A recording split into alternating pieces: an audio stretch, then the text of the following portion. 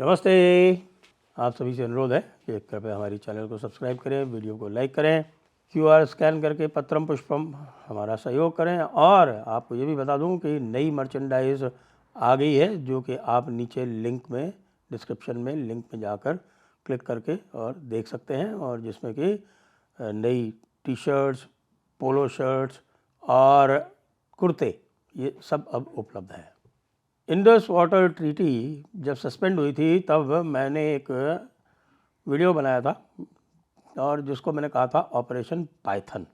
और मैंने उस समय ये भी कहा था कि यदि भारत और कुछ भी ना करे और ये ऑपरेशन पाइथन जो है इसको चलाता रहे तो धीरे धीरे धीरे धीरे करके, जैसे कि पाइथन जो है अपने शिकार को दबोचता है और उसके चारों तरफ उसको कस के उसकी जान निकाल लेता है और उसके बाद फिर उसको खा जाता है। तो ये भारत जो है वो इंडस वाटर ट्रीटी के माध्यम से ये ऑपरेशन पाइथन करेगा। हालांकि ऑपरेशन पाइथन के साथ साथ भारत ने जो दूसरे कार्य थे वो भी कर दिए, और पाकिस्तान को एक काइनेटिक वॉरफेयर में बुरी तरह से 4 दिन के अंदर परास्त कर दिया। तो ये जो 3.5-4 दिन का जो युद्ध हुआ, उससे पूरी तरह से पाकिस्तान की एयर डिफेंस नष्ट हो गई, और उसकी जो एयर वॉरफेयर कैपेबिलिटी थी वो नष्ट हो गई, और जिसको हम ये कह सकते हैं कि पूरा जो उसका स्वैग था वो समाप्त हो गया। उसकी सारी की सारी जो चाइनीज़ मिसाइल्स थी या टर्किश मिसाइल्स थी वो भी फेल हो गई। 3 दिन में 3 तरह से अलग अलग भारत ने पाकिस्तान की कमज़ोरियों को एक्सपोज किया।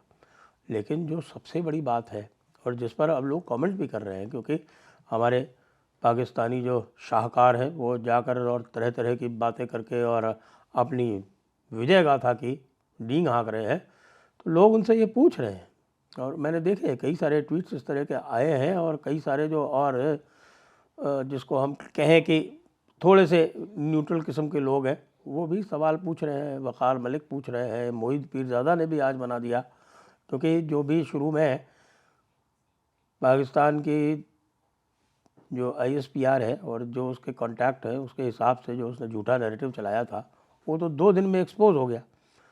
जो भी न्यूयॉर्क टाइम्स ने कहा या वॉशिंगटन पोस्ट ने कहा वो पूरी तरह से झूठ साबित हुआ।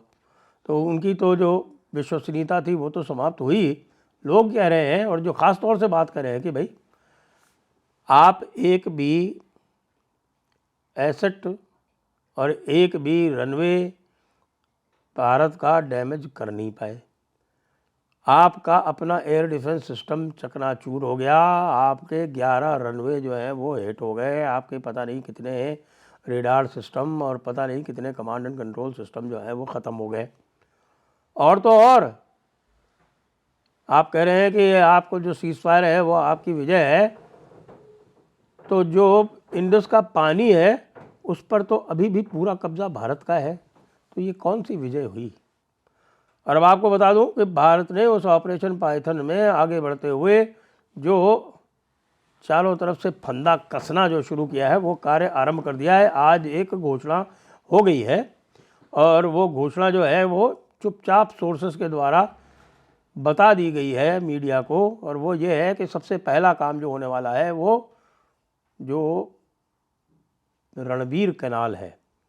देखिए, सलाल डैम के नीचे एक बैराज बनाया गया है। उस बैराज के राइट बैंक में, चिनाब के राइट बैंक में जाती है प्रताप कैनाल। प्रताप कैनाल अपेक्षाकृत छोटी कैनाल है, कोई 8,000 हेक्टेयर का उसका सिंचाई का रकबा है, कोई बहुत बड़ी बात नहीं है उसकी, और उसमें कोई 400 क्यूसेक का पानी जाता है। उसके लेफ्ट हैंड साइड में जम्मू की तरफ जो आती है कैनाल, वो लगभग 60 किलोमीटर लंबी कैनाल है, उसका नाम है रणबीर कैनाल। अब आप जानते हैं कि ये महाराजा हरि सिंह के पूर्वज थे, प्रताप सिंह जी और रणबीर सिंह जी, उनके नाम पे ये कैनाल बनी। रणबीर कैनाल जो है वो 1905 की है। 1905 में ये रणबीर कैनाल बनी, और वो जम्मू से होते हुए यहाँ पर एक साइफन भी बना हुआ है, वो आरएसपुरा की तरफ जाती है। उसकी लंबाई करीब 60 किलोमीटर है, और उसकी जो ब्रांचेज इत्यादि हैं वो 400 किलोमीटर और है, लेकिन जो मेन कैनाल है वो 60 किलोमीटर है। और 60 किलोमीटर में उसमें मैक्सिमम जो आउटफ्लो बताते हैं वो लगभग 1200 क्यूसेक है इरिगेशन पर्पजेस के लिए।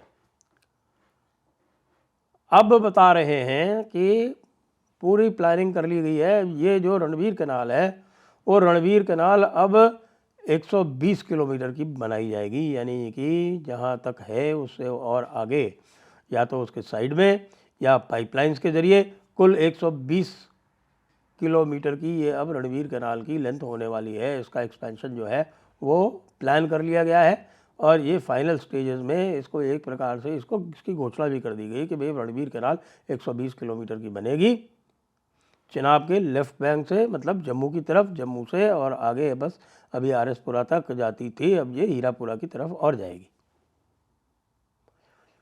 इसमें अभी जो 1200 क्यूसेक का जो है पानी, इसको 4 गुना बढ़ाया जाएगा और इसको 5000 क्यूसेक तक ले जाया जाएगा।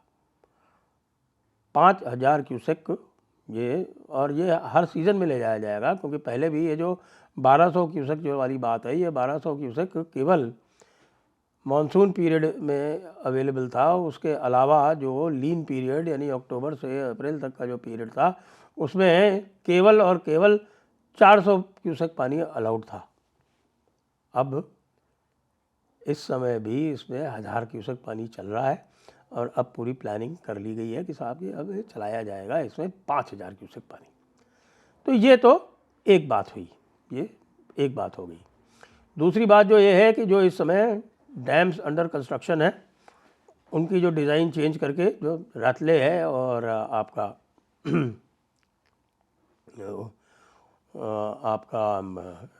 बुरसर डैम है मरसुदार नदी पे, मरसुदार जो एक आपके चिनाब की बहुत बड़ी ट्रिब्यूटरी है जो पीर पंजाल से आती है नीचे, उस पे बुरसर, और आपका जो दूसरा एक और रतले वाला जो है वो रतले वाला को उसका करके उसका स्टोरेज और बढ़ाया जा रहा है रतले का। अब ये लोग कह रहे हैं कि साहब कि बाकी जो पानी जो है वो और क्या करने जा रहे हैं। एक और प्लान आ गया है, वो कह रहे हैं कि साहब अब इंटर बेसिन ट्रांसफ़र होगा।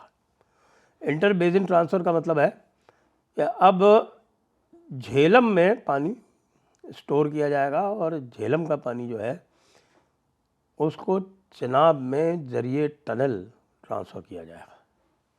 क्या यह संभव है? जी हाँ, आजकल की टेक्नोलॉजी में सभी संभव है। आपको पता है कि कितनी बड़ी बड़ी टनल्स जो हैं वो पीर पंजाल के नीचे से भारत ने बनाई हैं, और उसका सर्वश्रेष्ठ उदाहरण अभी है जो आप जानते हैं कि जो टनल बनाई हुई है, रेलवे जो टनल बनी है, और अभी जो नई जो आपके जवाहर टनल के नीचे टनल बनी है बानीहाल से, तो 2 बानीहाल की टनल जो है अभी अभी बनाई हैं जो 12-12, 13-13 किलोमीटर लंबी है। झेलम में पानी स्टोर करेंगे तो उसके लिए कोई 30-40 किलोमीटर की टनल बनानी पड़ेगी, जो कि किसी आइडियल टनल के लिए बहुत लंबी टनल नहीं है। इसके अलावा 2 और स्थान चिन्हित कर लिए गए हैं हिमाचल प्रदेश में, 2 स्थान हिमाचल प्रदेश में चिन्हित कर लिए गए हैं, और एक स्थान जो है वो राटले डैम के पास से रावी बेसिन में ट्रांसफ़र करने के लिए एक और भी स्थान चिन्हित कर लिया गया है। रावी बेसिन की कैपेसिटी बढ़ाई जाएगी, उसके रंजीत सागर डैम की कैपेसिटी जो अभी 3 MAF की है इसको बढ़ा के 10 MAF तक करने का प्लान है, और इसमें जो अधिक पानी आएगा चिनाब से उसको फिर ट्रांसफ़र किया जाएगा बाकी राजस्थान में, और जो झगड़ा चल रहा है आपके सतलुज यमुना लिंक कैनाल वाला उसको भी सॉर्ट आउट किया जाएगा इस पानी से। पाकिस्तान का क्या होगा? पाकिस्तान के पास अभी भी पाकिस्तान के पास इन 3 रिवर बेसिन से 135 MAF पानी एलोकेटेड है। उस 135 MAF में पानी में से वैसे भी उसके पास कोई 10-15 MAF पानी की पहले से कमी है। उसके अलावा अब यहाँ से आप ये समझिए कि पहले तो जो इसमें पूरा 170 MAF इनका पानी आता है, उसमें काबुल और कुर्रम और कुनार ये नदियाँ जो है अफ़गानिस्तान की, उनका भी पानी करीब 30-35 MAF आता है, उसको भी रोकने की तैयारी कर ली गई है। साथ में चिनाब और सिंध और झेलम, इनको तीनों को मिला के कम से कम 30-35 MAF पानी और रोका जाएगा। 30-35 MAF पानी ये जो रोका जाएगा, आप ये समझिए भारत को अभी तक 35 MAF पानी मिलता है 170 में से। अब ये 35 MAF पानी जो है इसको मिनिमम 70 MAF तक करने की तैयारी है। तो 70 MAF भारत स्टोरेज करेगा और पूरा कम से कम ये 50% पानी वो भारत यूटिलाइज़ करेगा, क्योंकि भारत में ही 40% पानी ओरिजिनेट होता है। तो जब 40% पानी ओरिजिनेट होता है तो वो कम से कम 50% पानी का उपयोग करने के लिए पूरी तरह से ये अपने यहाँ उचित मानता है। तो इसलिए अब ये समझिए कि ये जो बड़े बड़े ज़मींदार और वडेरे हैं जो आपकी कैश क्रॉप्स उगाते हैं, कपास उगाते हैं, गन्ने की खेती करते हैं और ये आपका जीरा वाला चावल तथाकथित जिसको वो पाकिस्तान का बासमती चावल बोलते हैं, ये उगाते हैं। एक वाटर डेफिशिएंट बेसिन में, एक वाटर डेफिशिएंट एरिया में वो इस तरह की वाटर इंटेंसिव क्रॉप्स उगाते हैं। और जनरल पब्लिक के लिए जो गेहूं की आवश्यकता है वो पूरी नहीं पड़ रही है, उसको भी इनको इंपोर्ट करना पड़ रहा है। तो ये वडेरों का काम जो है ये अब ख़त्म होने वाला है। जो वडेरे ज़मींदार नवाब हैं जो बड़ी बड़ी ज़मीनें लेके बैठे हुए हैं स्क्वायर किलोमीटर्स में, उनका काम पूरी तरह से ठप होने वाला है। अब कैश क्रॉप पाकिस्तान नहीं उगा पाएगा। अब वो कपास भूल जाए, अब वो गन्ना भूल जाए, अब वो ये बासमती चावल जिसमें वो भारत से कंपटीशन किया करता था वो भूल जाए। अब किसी भी तरह से वो जो मोटा अनाज है, ज्वार, बाजरा, रागी और गेहूं, इतना भर उगा के अपनी आवाम का पेट भर ले, इसी में वो गनीमत मनाए। बाकी पानी सिंध को भी देना पड़ेगा।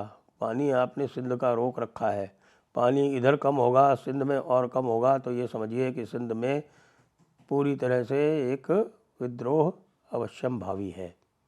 और सिंध के लिए तो हम अलग से कैनाल बना के डायरेक्ट भेज देंगे, बाकी पानी भी रोक लेंगे। ये सिंध को हमारा उपहार होगा। सिंध वालों ये कंसिडर करो, पाकिस्तान से बाहर निकलो और पानी भारत से डायरेक्ट लो। हम आपको राजस्थान कैनाल के ज़रिए उसके बगल में एक और कैनाल बना के डायरेक्ट आपको फीड करेंगे, बाईपास करके पंजाब को कोई पानी नहीं देंगे। सारा पानी या तो भारत का या सिंध का। कैसी रहेगी? जय हिंद, जय भारत, वंदे मातरम।